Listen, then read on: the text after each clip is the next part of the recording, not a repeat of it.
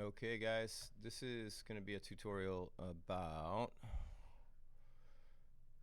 this one particular thing here, which I want to show you is in the hair.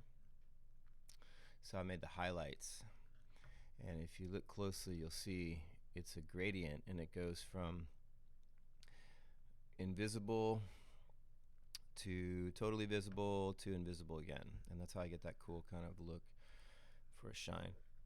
And if you look closely, I'm doing the same thing in the eyes as well, and I just chose a color for the eyes.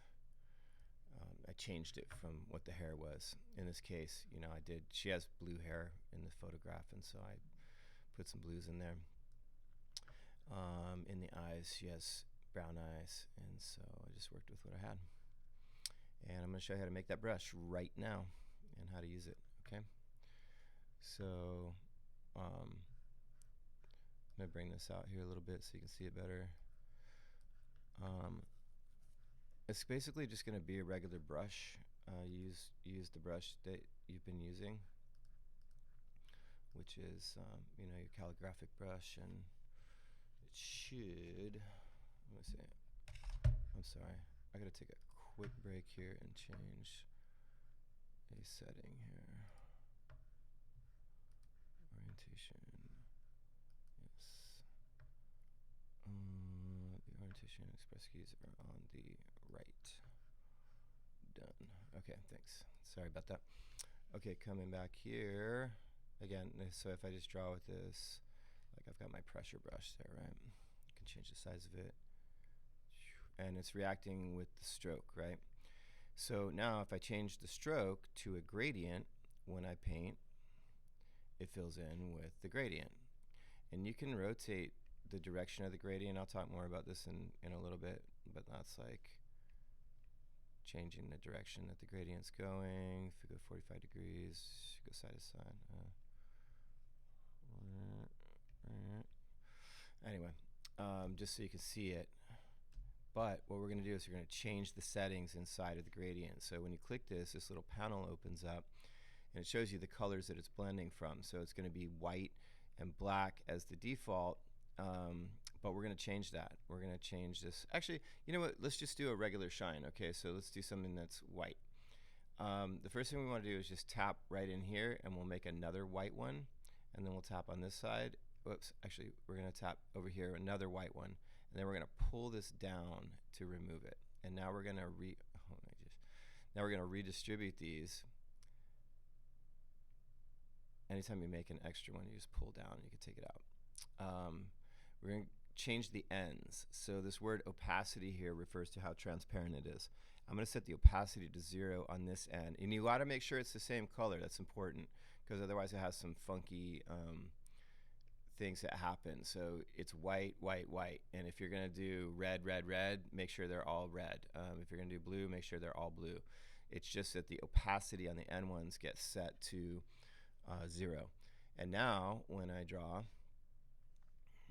I get this, where it's fading out at the ends. If you pull this slider in, whoops, oh my gosh.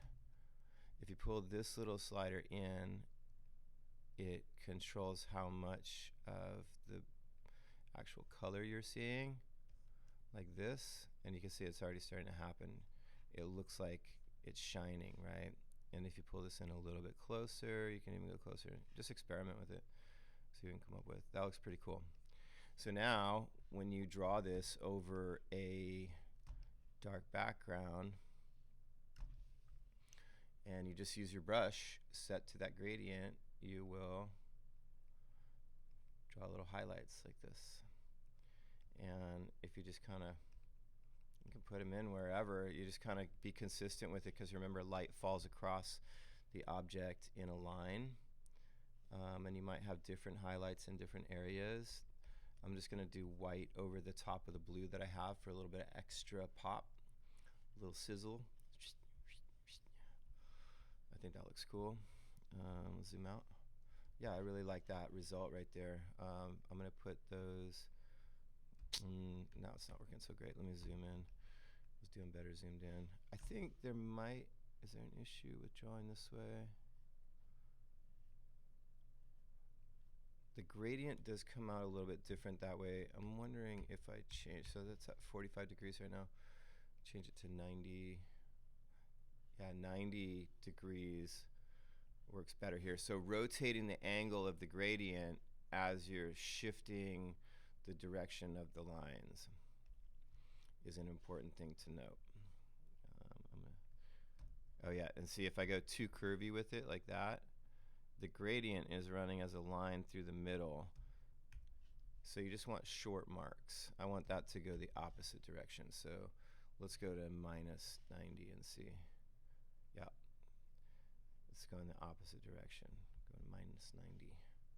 Let's see what that looks like. Pow, got some highlights. Looks cool. What else can we do?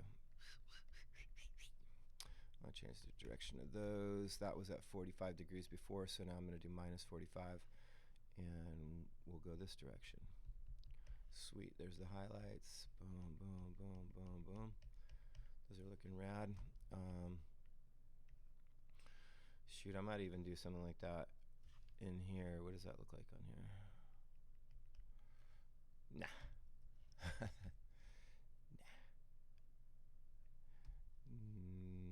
Maybe that's a little extra, I think. In this photograph, she does have light coming up from below, so that's a possibility. This is going the extra mile here. Let's see what that looks like. It doesn't really show up too much, but it definitely is there. Okay, so that's a gradient brush for creating highlights. There might be other places you can use that. I'm wondering if on the lips, like if I wanted to include a highlight there, I might stretch these out a little bit further. I'm gonna have to play around with the angle on this, but there's this line right down the middle. That's kind of cool. Maybe I'll go a little bit heavier with the brush. Press down hard right here, soft, and harder again. I don't know, could work. It's kind of cool, I like it. This is aesthetic valuing. What do you think is gonna look cool? And that's a decision that an artist has to make. Like, does that look cool? Do I like it? I think ultimately that's what really matters. Do I like it? Meaning you, the artist. Do you like it? I like that. Look at that. That's cool. I like that little shine. So there's the gradient brush being used to create color highlights and then spectral highlights or lights from outside lighting sources being used in this project.